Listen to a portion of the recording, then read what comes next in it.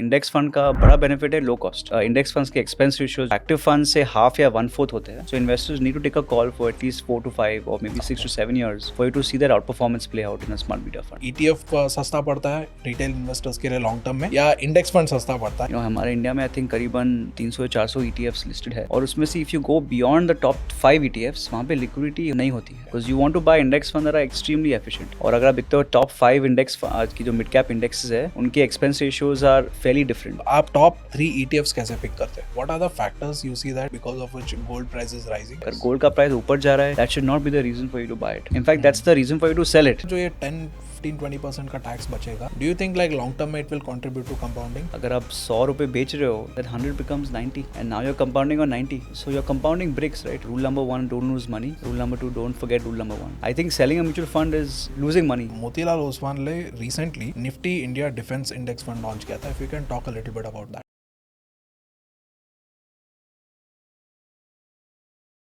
So hello everyone, welcome to the podcast. And आज के podcast में ना एक बहुत ही स्पेशल गेस्ट है and he is a key figure in mutual fund industry and we have Prateek Oswal with us. So Prateek, thank you so much for your time. And अगर आपका एक छोटा सा इंट्रोडक्शन बताना चाहूँ तो you had passive funds at Motilal Oswal AMC and passive funds में अभी you manage about 50,000 crores, am I right? Yeah. And Motilal Oswal AMC together manages about 1.7 lakh crores, right? Okay, so to begin with, because you are a passive investing expert, so I would like to educate the audience about passive investing because there's a big gap, बहुत बड़ा gap है, right? Most of the people don't understand or they are not aware about passive investing. So what is passive investing? Passive investing होता क्या है and active investing और passive investing के बीच में difference क्या है? Sure. No, thanks, Bharat, and look forward to, I think having this podcast with you. तो मेरे हिसाब से I think वो जो gap है वो बहुत ही कम हो गया है. जो I think we used to have a huge gap in 6 years back when I first started, but I think it's always very nice to start with the basics. So मेरे हिसाब से if you look at mutual fund industry, वहाँ पे दो type के styles होते हैं investing में। एक होता है एक्टिव फंड, दूसरा होता है passive fund. The majority part of the mutual fund industry is active funds, जहाँ पे एक जो फंड मैनेजर काम होता है उसका काम होता है buying and selling stocks. So the fund manager decides which stock to buy, which stock to sell. That is active investing and the goal of an actively manage fund is to beat the benchmark. हर actively manage mutual fund India में का एक benchmark होता है और उसका जो गोल होता है वो बेंचमार्क को बीट करना होता है। बिकॉज क्या है, if you can't beat the benchmark that might as well buy the benchmark. whereas the goal of a index fund or an ETF जो that comes under passive fund, उसका गोल होता है to match the benchmark. So passive fund में there is no fund manager, take a call of which stock to buy, which stock to sell. आपका जो portfolio होता है वो index के बराबर match होता रहता है. So if the index is about 10% holding in Reliance, the index fund will also have the same holding. जो इंडेक्स और इंडेक्स फंड में ज़्यादा अंतर होता नहीं है होल्डिंग्स और परसेंटेज होल्डिंग्स में। तो अगर कल की तारीख में अगर निफ्टी ने 10% रिटर्न दिया है तो आपका जो निफ्टी का इंडेक्स फंड भी 10% इंडेक्स रिटर्न देगा। So the goal is to mirror the index as closely as possible. So ये होता है active investing versus passive investing. India में हमने देखा है कि there is a lot more demand for passive funds last 5 सालों में। If you look at passive fund penetration, we were less than 5% of the mutual fund industry passive funds में था। आज की तारीख में हो गया है almost 18% of the mutual fund industry. So huge growth has happened in index funds, ETFs।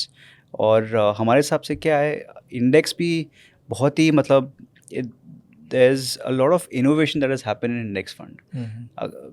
When most people talk about index, जब हर कोई बात करता है उनके दिमाग में आता है निफ्टी और सेंसेक्स। बट क्या है, आज की तारीख में बहुत सारे इंडेक्सेस आ गए, there are over 350-400 unique indexes in India. उसका मतलब क्या है कि आज आपको मिड कैप इंडेक्स खरीदना हो तो उसका भी ऑप्शन है, स्मॉल कैप में इंडेक्स फंड है, आपके पास सेक्टोरल इंडेक्स भी है, bank index, IT index, pharma index. you see index funds in also factor based funds जैसे momentum, low vol value. You also see index funds in gold and silver. So क्या हो रहा है कि बहुत सारे जो पूरा एसेट एलोकेशन है और एसेट क्लासेस है, सभी जहाँ पे भी कैटेगरी है सेबी का, वहाँ पे एक इंडेक्स फंड होता ही है। So I think there is a lot more broad based approach passive funds में आता है, एज अपोज टू से 5 years बैक जहाँ पे 2 ही वेरिएंट थे, एक था निफ्टी, दूसरा था सेंसेक्स। सेंसेक्स था। Okay okay. तो अभी अगर आप देखेंगे ना, तो there are like index funds है, ETFs है, FOFs है, स्मार्ट बीटा है, फैक्टर फंड्स है। So what is the difference between them? हाँ, सो द डिफरेंस बेसिकली क्या है, we have many categories, you have, so the सबसे बड़ा ये जो कैटेगरी है within passive funds is ETFs versus index fund. Passive investing के 2 format आते हैं। एक फॉर्मेट होता है index fund which is just like a mutual fund, और दूसरा होता है एक ETF जो म्यूचुअल फंड होता है but that's listed on the exchange. So essentially people can buy ETFs like stocks. They can buy ETF in the morning, they can buy the Nifty 50 ETF in the morning and sell in the afternoon. Whereas index fund में क्या होता है, एक it's like a mutual fund where you get end of day NAV. आपका जो end of day NAV होता है, price होता है, वो आपको मिल जाता है आपके इन्वेस्टमेंट से. That's a main difference between ETF and index fund. हमने देखा है कि इंडिया में इंडेक्स फंड का जो डिमांड है वो ETF से थोड़ा ज़्यादा रहता है. ETF is liked by lot of institution corporates. But अगर आप रिटेल इन्वेस्टर के बारे में बात करते हो तो index fund is a lot more popular, because वहाँ पे क्या आप SIP कर सकते हो, आपको कभी भी इन्वेस्ट करते हो, आपको एंड ऑफ डे NAV आ जाएगा, आपको डीमैट अकाउंट की ज़रूरत नहीं है ETF में. So I think the easiness and straight forwardness आपको इंडेक्स फंड में मिलता है. But there is a lot of investors who want to do buying from demat account. उनको स्पेसिफिक प्राइस पे खरीदना है कि मुझे 230 का जो प्राइस है उस प्राइस में मुझे खरीदना है इंडेक्स. तो उनके लिए ETFs is a lot better for the investments. Okay. So that's a broad difference between ETFs and index funds. हमें देखा है कि बहुत सारे जो इन्वेस्टर्स है they should invest as per the convenience. अगर आपको ETF पसंद है, if you find that convenience you should go for ETFs. हमें देखा है कि रिटर्न डिफरेंशियल जो होता है ज़्यादा है नहीं between ETF and index fund. So you should go with whatever you sort of I think prefer. There are other formats like FOF. So FOF क्या होता है कि बहुत सारे जो इन्वेस्टर्स हैं उनको ETF खरीदना है, but you can also offer the same ETF in the mutual fund format. तो उसको बोलते हैं FOF. So अगर आप NASDAQ, हमारा एक फंड है जिसका नाम NASDAQ ETF है, जो US स्टॉक खरीदता है, बट बहुत सारे लोगों को ETF नहीं खरीदना है, उनको म्यूचुअल फंड खरीदना है. तो हमने एक FOF लॉन्च किया था जो ETF खरीदता है. So basically it's a mutual fund wrapper for an ETF. So I think that's FOFs. बहुत सारे जो FOFs होते हैं जो इसको फंड ऑफ फंड्स बोलते हैं, they are basically a collection of funds या फिर ETFs. Okay. So that's also fund of funds which investors can look at, which are essentially solutions, for investors. और चौथा है smart beta funds. हमने देखा है कि जो इंडिया में और ग्लोबली में और स्मार्ट बीटा फंड्स थोड़े मतलब एडवांस इन्वेस्टर्स के लिए I think can be quite relevant. If you look at index, the whole idea behind index fund is to match the benchmark.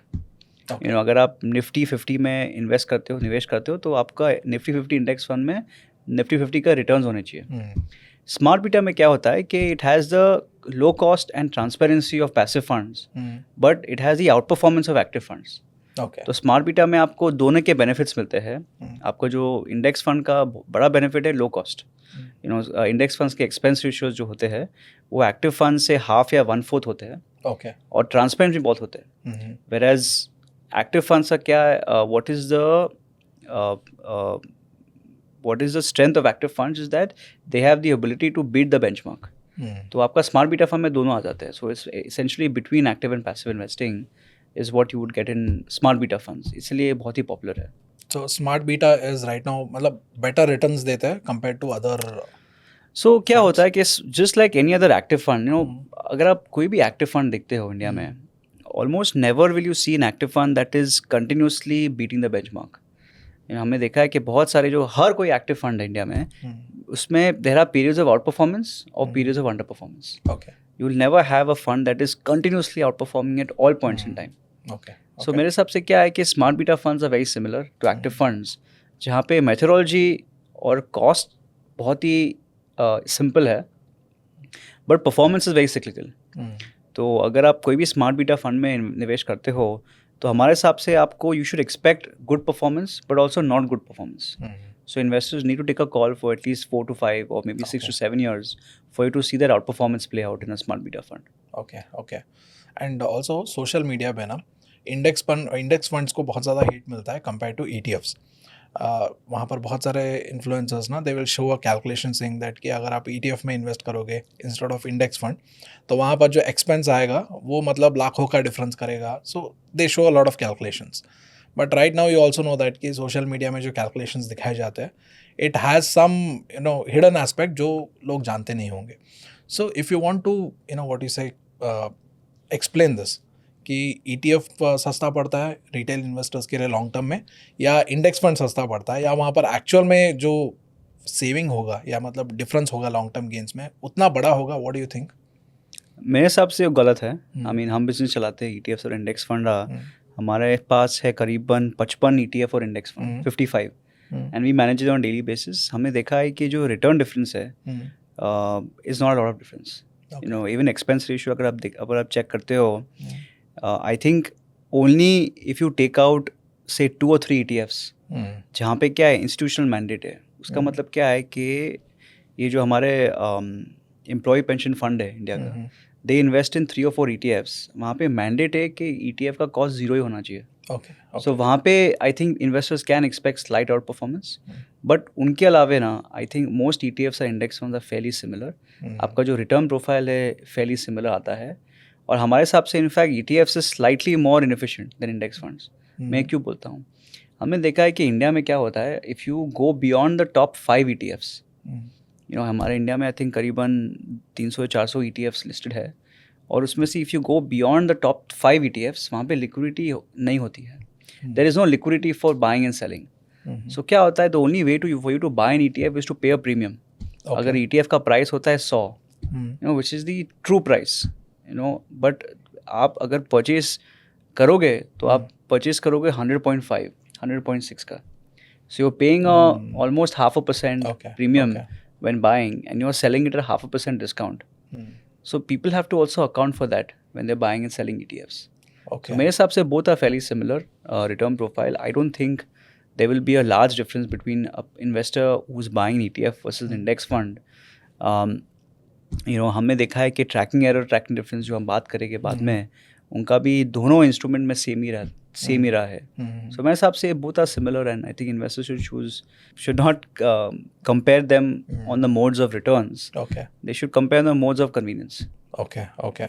So मतलब एक के लिए डीमैट चाहिए, दूसरा विदाउट डीमैट भी खरीदा जा सकता है. एक में डीमैट चाहिए, उसमें you can buy without demat. एक में आपको म्यूचुअल फंड वेबसाइट या फिर प्लेटफॉर्म में आपको खरीदना होगा. एक आपको मतलब कोई भी ब्रोकर द्वारा बाय कर सकते हो. एक में आपको थोड़ा बहुत you have to be careful of what price you are buying for. तो हमने देखा है कि अगर आपको ETF खरीदना है तो आपको जाना चाहिए AMC के वेबसाइट में, और वहाँ पे एक ETF का पेज आता है, हर AMCs में आता है. उसमें ETF का INAV आता है. INAV का मतलब क्या है, that is a live price of the ETF. That is a live value of the ETF. Whereas price is what you see on the exchange. What's important is that investors should make sure that what you buy is very close to the INAV. हमने देखा है कि बहुत सारे जो ETFs होते हैं India में, INAV का प्राइस होता है 100, but the ETF is trading at 101, 102. So they're paying 2 rupees premium. So investors need to be careful when you're buying and selling ETFs. Go to the AMC website, check the INAV, और वहाँ से you can buy and sell ETFs. So हमने यार मतलब उस वक्त हमने क्या किया है कि हमारा जो ETF बिजनेस है, हमने खुद का, तो क्या होता है, ये जो स्प्रेड होता है, ये स्प्रेड खाते हैं, they are something called market makers और ऑथराइज पार्टिसिपेंट्स. उनका काम है liquidity, they have to create liquidity. But उनका जो सर्विस है वो फ्री तो नहीं है. उनको थोड़ा बहुत प्रीमियम चार्ज करना पड़ता है, बिकॉज दे हैव टू पे देमसेल्व्स. सो हमने क्या किया है मतलब उस वक्त कि हमारा खुद का एक मार्केट मेकिंग डेस्क है जो हमने शुरू किया है last year. And our ETFs are now one of the most efficient ETFs in the country, because we ourselves are doing it. हम खुद कर रहे हैं. तो we are ensuring that all our customers who are buying our ETFs are buying at a very fair price. So that's what we try to do to make things efficient. Okay. And अभी आपने जिस तरीके से liquidity के बारे में बताया ना, how somebody can end up paying more to an ETF, तो उसी तरीके से if you have to like say select an ETF or an index fund, so what are the filters or what is the framework you would use and you would suggest others to use? मेरे हिसाब से बहुत सारे options है. Firstly you have to figure out आपकी क्या what is your need in terms of asset allocation. आपको large cap खरीदना है या मिड कैप खरीदना है या सेक्टर खरीदना है या फैक्टर खरीदना है या फिर गोल्ड एंड सिल्वर खरीदना है। तो first have to figure out which are the categories जहाँ पे आपका डिमांड है, और उस डिमांड के I mean and depending on the demand you should look at buying that particular ETF। Once you selected on the index, आपने अगर सोचा है कि मुझे एक मिड कैप का इंडेक्स खरीदना है, वहाँ पे करीबन 6 से 7 मिड कैप इंडेक्सेस है, all very similar return profile. वहाँ पे you should look at something called tracking error, tracking difference. हाँ, सो क्या होता है कि most of the index fund ETFs जो सेम इंडेक्स ट्रैक करते हैं, दे आर फेयरली सिमिलर। उनका रिटर्न प्रोफाइल बहुत ही सिमिलर रहता है। बट क्या होता है कि you should look out for people who are for AMC that are very inefficient. उसका क्या मतलब है कि अगर इंडेक्स ने करीबन 15% रिटर्न दिया है, some funds might give you 14.9, some funds might give you 14.5। तो आपको देखना है कि कौन से सारे फंड्स है वो are giving 14.5 and stay away from them. So ये कॉन्सेप्ट है ट्रैकिंग एरर और ट्रैकिंग डिफरेंस। इसका मतलब है the difference between the index return versus the index fund return. और ये डिफरेंस आपको कम से कम होना चाहिए आपके पोर्टफोलियो में, because you want to buy index fund that are extremely efficient. So मेरे हिसाब से when you are looking at index funds, you should first figure out आपको क्या चाहिए based on your demand, based on your asset allocation. और दूसरा, you should look for funds that are very low tracking error, tracking difference. That is available on all AMC websites or on fact sheets. ये दो कर दिया, then you can go ahead and buy the ETF. And also आपने ये liquidity के बारे में बताया ना, तो अगर कोई retail investor है तो how he or she can check the liquidity? So liquidity is basically आपको market में देखना होगा. You have to look for, so liquidity is not a factor of volume. बहुत लोगों को लगता है कि अगर मैं हाई वॉल्यूम वाले ETFs में खरीदता हूँ, लिक्विडिटी है, but actually liquidity is more a function of impact cost. तो मेरे हिसाब से अगर आपको ETF खरीदना हो और ETF का INAV का जो प्राइस है वो करीबन 100 है, you should look for buying at a price which is very close to the INAV। वो आपका क्राइटेरिया होना चाहिए और कुछ नहीं। As long as you are buying it at a good price, I think you should be okay. मतलब simple words में you should be clear कि कौन सा एसेट खरीदना है, उसका ETF है इंडेक्स फंड, एंड देन उसका INAV वैल्यू देखो, उसके करीब ही खरीदो। हाँ जी, एंड देन लिक्विडिटी होना चाहिए उसमें। परफेक्ट। और क्या होता है, ये आपका ETF होता है, इंडेक्स फंड में तो ये सब है नहीं। इंडेक्स फंड में you don't have to worry about liquidity और सब, you just buying and the AMC will do the job for you. Okay, so मतलब अगर इंडेक्स फंड खरीदेंगे तो ये काम बच जाएगा, ETF आपका। खरीदेंगे तो ये काम खुद इंडेक्स करना फंड में होगा। आपको सिर्फ 2 चीज़ देखना है, एक तो कौन सा इंडेक्स है और कहाँ पे कौन से इंडेक्स फंड है, ट्रैकिंग एरर ज़्यादा बड़ा नहीं है। तीसरा, I would say that you should also look for fund houses that have a track record and reputation. हमने देखा है कि बहुत सारे जो फंड हाउसेस है, आज we have about 50 fund houses. हमने देखा है कि most people tend to select the index fund which has the lowest expense ratio, which I think may not be the right thing. You should not go for a high expense ratio. अगर ये भी एक filter होना चाहिए। If you're looking at buying say a mid cap index, और अगर आप देखते हो टॉप 5 इंडेक्स की जो मिड कैप इंडेक्सेस है, उनके expense ratios are fairly different. So don't go for the highest expense ratio, go for one of the lowest ones. That's also criteria that you should look at buying index funds. But मेरे हिसाब से also look at reputation of the AMC, which I think is very important. हमने देखा है कि बहुत सारे जो इन्वेस्टर्स है, they investing in smaller AMCs that have not build the track record reputation yet. So अगर आपको एक बैंक का रेपुटेशन पसंद है तो वो बैंक का आप इंडेक्स खरीद सकते हो। So you should look at where you would trust your money, वो बहुत इंपॉर्टेंट है। सो अभी आपने ये सारे क्राइटेरियाज बताया ना, तो इसके बेसिस पे if you were a retail investor and if you wanted to invest in index funds या ETFs for say 2030 या 2050 तक 2040 तक, तो आप टॉप 3 ETFs कैसे पिक करते? हाँ जी, सो आज की तारीख में अगर आप मार्केट के बारे में देखते हो तो हमें देखा है कि इंडिया में लार्ज और मिड कैप्स में ज़्यादा अल्फा नहीं रहा है। लार्ज कैप कैटेगरी में about most funds, I would say almost all funds in India are not beating the benchmark. और mid caps में भी लास्ट 5 से 7 सालों में भी 2 or 3 funds are beating the benchmark. So मेरे हिसाब से क्या है, अगर आपका पोर्टफोलियो बना रहे हो तो मेरे हिसाब से जो large caps specially should be passive. आपका ये जो लार्ज कैप का पोर्शन है जो टॉप 100 कंपनीज में निवेश करते हो वहाँ पे आप पैसिव फंड देख सकते हो. So you should look at maybe an equity fund out there. Mid and small caps can be actively managed funds.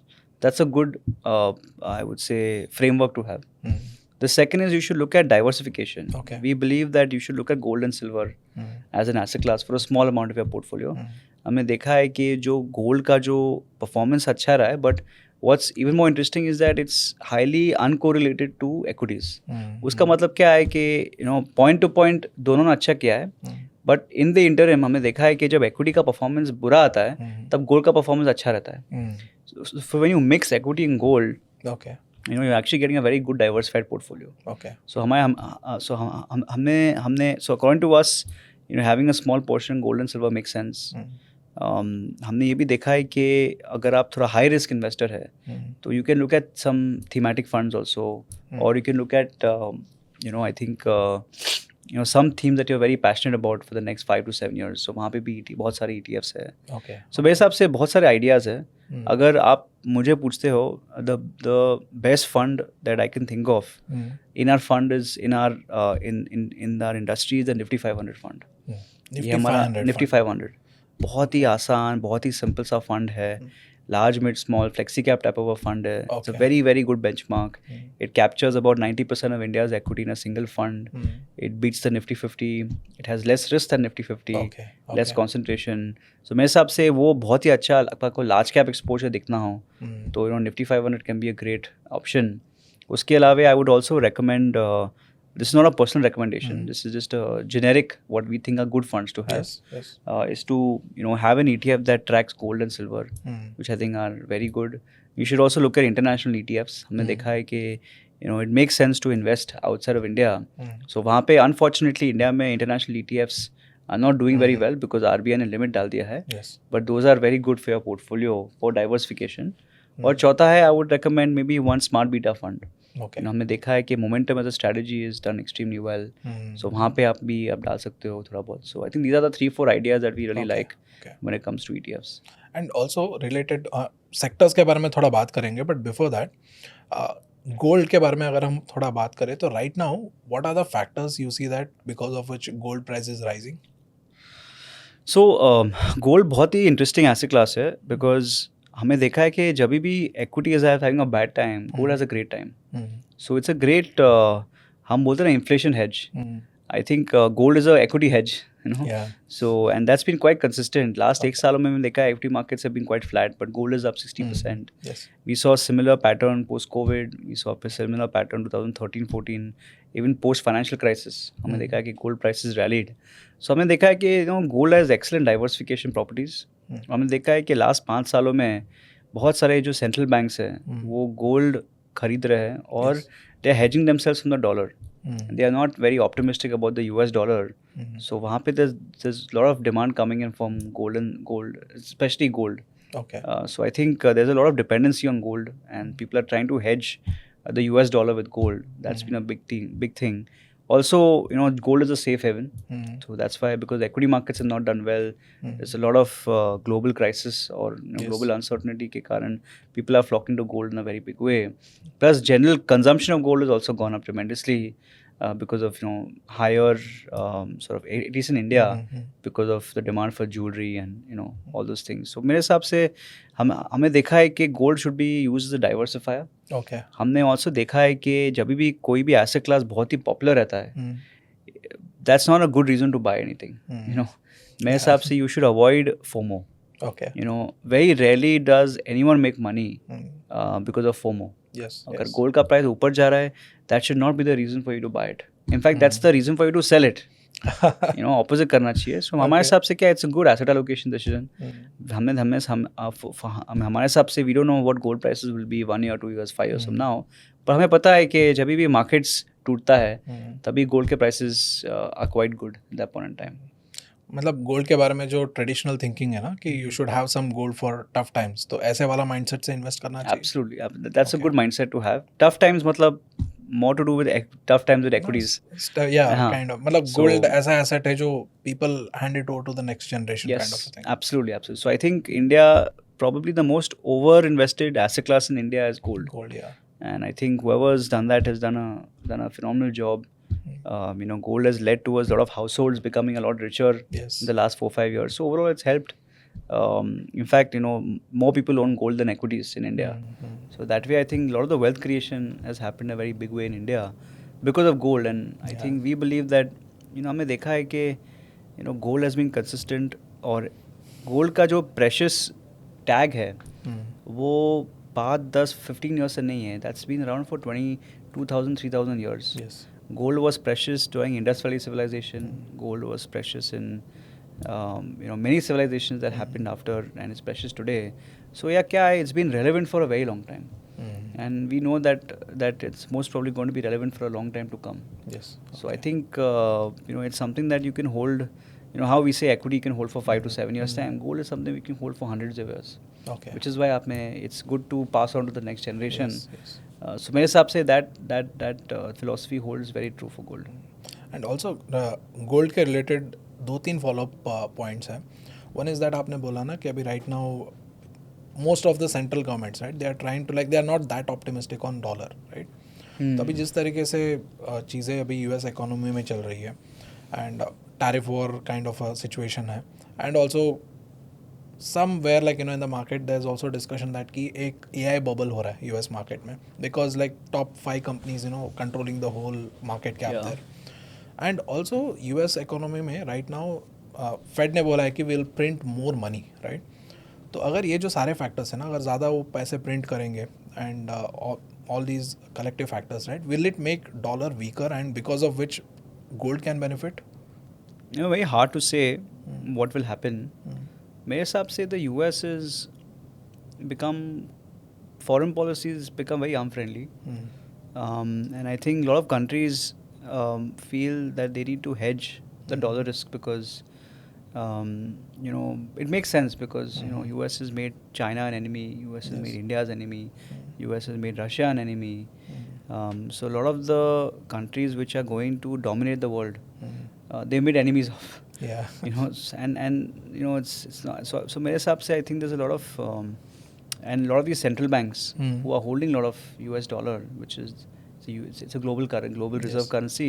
They are saying that why don't we add gold instead of buying more US dollar. Okay. So मेरे हिसाब से naturally there is a selling pressure happening in USD. There is also because of tariffs there will be some sort of you can expect less trade happening in the US, so which is not good for the dollar.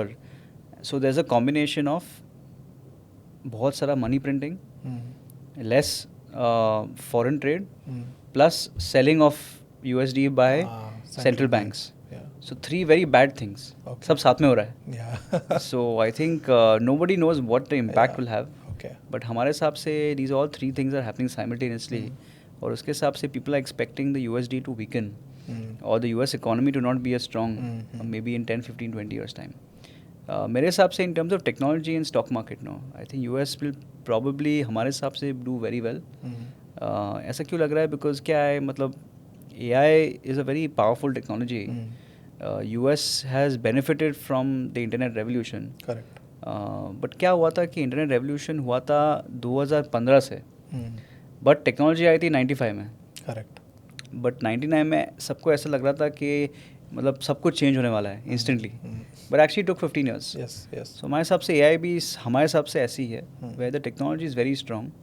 We believe that just the like the internet bubble, technology will probably play out in a very big way in 10 to 15 years time.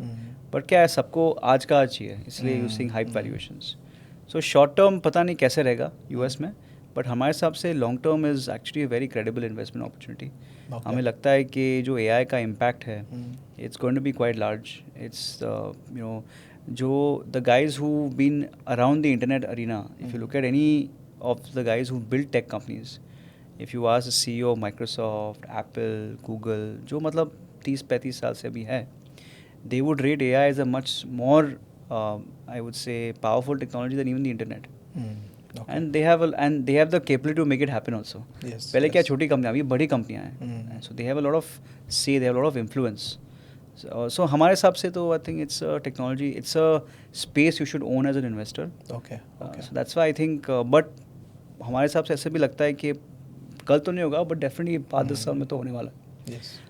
So yes, I think USD I'm not sure, but definitely AI में हमारा ये मानना है कि बहुत ही बड़ा technology है. Okay. और क्या है ग्लोबली में China is only country that's building foundational models. So people are creating application, Yes. but foundational models में I think इंडिया में भी मतलब किधर भी कोई कुछ कर रहा नहीं है. Applications, yeah. Yes. And the foundational models is where I think you'll end up making a lot of money. So that's a huge edge that you can have. Okay, okay. And coming back to passive investing, गुरतीक, तो अगर अभी ना बहुत सारे retail investors का long term goal क्या होता है ना कि लॉन्ग टर्म मतलब may be like immediate long term goal होगा कि घर खरीदना है या किड्स का एजुकेशन है. एंड एक और मतलब बहुत सारा एस्पिरेशन ये होता है कि मैं थोड़ा जल्दी रिटायर हो जाऊँ, right. If somebody is in their 20s, if they want to retire in their 40s और before 50, so will passive investing help them, like if they want to create a corpus, या मतलब वो अगर जल्दी financially free होना चाहते तो can passive investing help, and if so then what should be their approach? No, definitely. In fact, passive investing will help them the most. I'll tell you why. अगर आप देखते हो म्यूचुअल फंड इन्वेस्टिंग, अगर आपको कोई भी आपको suppose you to buy mid cap fund and your investment horizon is 30-40 years, 40 साल का आपका इन्वेस्टिंग होराइजन है, आप कौन सा मिड कैप खरीदोगे, मिड कैप एक्टिव फंड खरीदोगे, because you don't know how that fund house or that fund will do over 40 years. It'll do fine, but you don't know how it'll do. Okay. It's very tough to make a call. Whereas if you invest in a mid cap index or a Nifty 500 index, हमने बात किया था, वो मतलब 20, 30, 40, 50 सालों में मतलब there'll be no underperformance. It'll be low cost. Okay. And it will do extremely well. It will track India's mid caps. So अगर आप early retirement आपकी if you're looking at early retirement, I mean, retirement happens when you're building a portfolio for 30-40 years and you're slowly withdrawing money. Okay. But the withdrawals happen from investments that are 30 years long. अगर आपको 50 में आप you have to retire at 45, the idea is not to have a corpus. It's to have a corpus which is growing, but you are withdrawing small amounts every month, Okay. right? Through SWP या जो भी करना हो. And to withdraw small amounts, you have to have the core portfolio intact.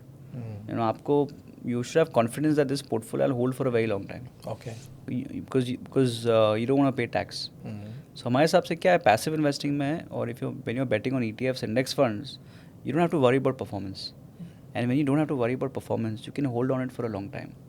And if you can hold on for a long time, 20, 30, 40, 50 years, you can withdraw it from it also very easily. अभी अगर आपने एक fund में खरीदा हो but the performance is quite bad, ideally you should not do anything, but suppose आपके retirement के 5 साल बाद आपने देखा है कि आपका ये फंड बहुत ही ख़राब कर रहा है. Okay. Instead of doing a small withdrawal, you're like, what, मैं इससे निकालता हूँ, I'll invest somewhere else. It's a headache ना, क्यों करना है वो सब. True. So हमारे हिसाब से I think the easiness that comes with passive funds is, and the long term sort of outlook that comes with passive funds is very good. अगर आप US में देखते हो, the S&P 500 फंड जो विश्व का सबसे बड़ा फंड है, बहुत मतलब like trillions of dollars tracking one single index S&P 500, वो आया था 1970s में. तो आज तो 50 साल हो गए. 5 and the track record goes on till 1920s, almost a century. Okay. And we believe, so क्या 50 years में if someone has bought the S&P 500 in 1995, 1980, guess what, they're still around, the investment is still going on, and it's beaten 90% of the actively managed funds. Okay. And a lot of the active managed funds have shut shop or whatever it is. I'm not saying active is bad. I think India as a country, हमारे country जहाँ पे outperformance का बहुत scope है. There's a lot of scope. But I think if you're looking at something which is stress free, वहाँ पे passive funds can play a big role. Okay.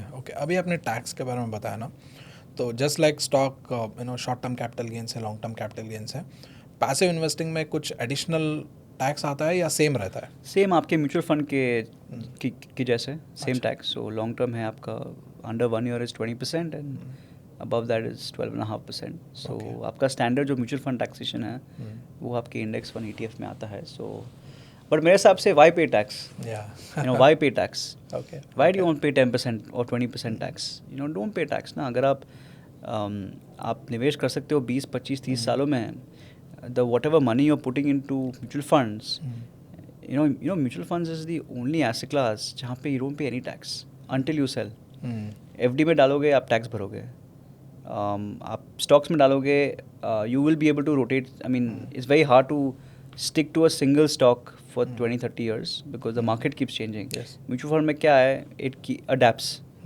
So there's a lot of the fund managers are taking a call of what is good, what is bad, without you having to pay tax. There's churn in the mutual fund जहाँ पे no one pays any tax. You know, so हमारे हिसाब से it's the most tax friendly I would say instrument. जहाँ पे you know you can invest in mutual funds for 40 years and not pay tax. You know? So I think if a person really wants to create a low tax or a tax free portfolio, या फिर किसी को उसका tax बहुत ही कम करना है, then they should spend less. Because spending में क्या आप टैक्स भरते हो. You know, if you spend 100, you're paying tax on 100. Yes. यहाँ पे you're only paying tax on your earnings, and also you're only paying tax when you sell. Yes. So actually, you know, you can live a life where you don't have to pay any tax until you retire. Okay. Which is great. Yeah. And also अगर हम actively जब हम cell करते हैं या कुछ करते हैं ना, देयर वी पे टैक्स, राइट? हाँ, वही बोल रहा हूँ. तो क्या है, active funds is, I am not against active funds. No, not active funds. I'm talking about कि ये हाँ, जो एक्टिवली अगर मैनेज कर रहे हो, एक्टिवली मैनेज कर रहे हैं, तो वहाँ पर जो ये 10-15-20% का टैक्स बचेगा, do you think like long term में it will contribute to compounding? मेरे हिसाब से it doesn't, you are stopping, no, you're stopping compounding, but yeah, you are breaking compounding, right? Because अगर आप 100 रुपये का पोर्टफोलियो है और दैट इज़ ग्रोइंग एट से 15% कंपाउंडिंग, अगर आप 100 रुपये बेच रहे हो, that 100 becomes 90. Yes. And now you're compounding on 90. So you're compounding bricks, right? True. So I think there's a saying, Warren Buffett का saying है कि you know, rule number 1, don't lose money. Rule number 2, don't forget rule number 1. Yes. I think selling a mutual fund is losing money on taxation. True. So you're compounding instead of at 100, your compounding starts at 90. Okay. So you are actually by churning your portfolio, you know, you are creating a situation where your compounding does come down. Okay. मतलब वो long term वाला game है कि कम बेचो, ज़्यादा hold करो, लंबा hold करो. एग्जैक्टली. हमने देखा है कि आप जितना ज़्यादा एक्टिवली मैनेज करोगे उतना कम आपका रिटर्न है. यू नो, हमें मेरा एक ही, you know, I think if you look at global investors, हमने देखा है कि the toughest thing to do is to not do anything. Toughest thing, you know, toughest thing that an investor will have to do in their lifetime is to decide to not do anything. हम जब client से बात करते हैं, हमारा एक ही focus रहता है कि आप मत बेचो और कुछ नहीं. यू नो, अगर एंड क्या है, हर strategy will go through ups and downs, markets will go through ups and downs. You know, हमारा एक PMS है जो हमने स्टार्ट किया था मुतलाल में 2002 में. उसका नाम है value PMS. You know, and it's been around for 23 years now. And 23 साल में मतलब it's had bad performance for about 3 to 4 times, but point to point we delivered 18-19% CAGR. Okay. और क्या चाहिए यार? Yeah. But unfortunately, no investors are stuck through. Okay. You know, so क्या है? So I think, you know, investing is not very complicated. हमारे हिसाब से अगर आप you take a call in investing, and very rarely will you find a bad mutual fund. You will find a mutual fund that is going through a bad period, but very rarely will you find a bad mutual fund. Okay. So my हिसाब से when you're looking at selecting a mutual fund, you know, think of it as a 20-year investment. Okay. You know, and only take a call if you want to buy or sell if something serious has gone, has happened. Okay. हमारे India में क्या देखते हैं, average holding period होती है I think about 2 to 3 years time, which is very short, very short. Okay. It should be 5, 10, 15 years ideally. So one last question is about you know, अगर कोई passive investing sectors में करना चाहता है, तो what are the sectors you are optimistic about in the next, like say 10-15 years if we go for the long term? And also Motilal Oswal ने recently Nifty India Defense Index Fund launch किया था. If you can talk a little bit about that. हाँ जी. Because this fund is quite popular right now. So that's why. So ये thematic fund है. So sectors of thematics में क्या है, there's a lot of interest on हमारे हिसाब से investors should not really look at sector investing. I think मेरे हिसाब से क्या है, सेक्टर इन्वेस्टिंग में there is more destruction than creation. ऐसा क्यों है? बिकॉज सेक्टर इन्वेस्टिंग में क्या है, most sectors are very cyclical. अगर आप एक डाइवर्सिफाइड म्यूचुअल फंड खरीदते हो, वहाँ पे आपके बहुत सारे सेक्टर्स आ जाते हैं, तो जो सिक्लिकलिटी है सेक्टर्स का that gets diversified away. Where buying a single sector fund, वहाँ पे सिक्लिकलिटी बहुत ज़्यादा रहती है, and whenever there's a lot of cyclicality, there's always questions of whether you should buy or sell. Yes. When the sector is going up, because of FOMO you'll buy it, so you and you'll sell because bad performance. Yes. So हमने देखा है कि sector funds ideally, unless you have a 15-year call, 10 to 15-year call that ये sector में मुझे bet करना है, then you can go ahead. Okay. But don't even think of looking at the fund from a 3, 4, 5-year perspective. Okay. So हमारे हिसाब से sector funds are slightly more volatile, more cyclical, or investors should have a 10 to 15-year perspective when looking at sector funds. All the sectors that, I mean, India में क्या है, बहुत सारे जो growth sectors हैं, but क्या हो रहा है कि the sectors also keep changing. So right now I can say that we are very positive on something like new age technology or defense companies या फिर capital market companies या फिर consumer companies. But क्या है, interim में कुछ भी हो सकता है. Yeah. Okay. So even though we are very bullish, in fact all sectors will make you money. But there will be periods of bad performance. So you have to be careful. Okay. मेरे हिसाब से investors are better off in diversified funds, जहाँ पे you have a combination of sectors. Okay. Okay. हाँ, और दूसरा होता है theme. So theme is a combination of sectors.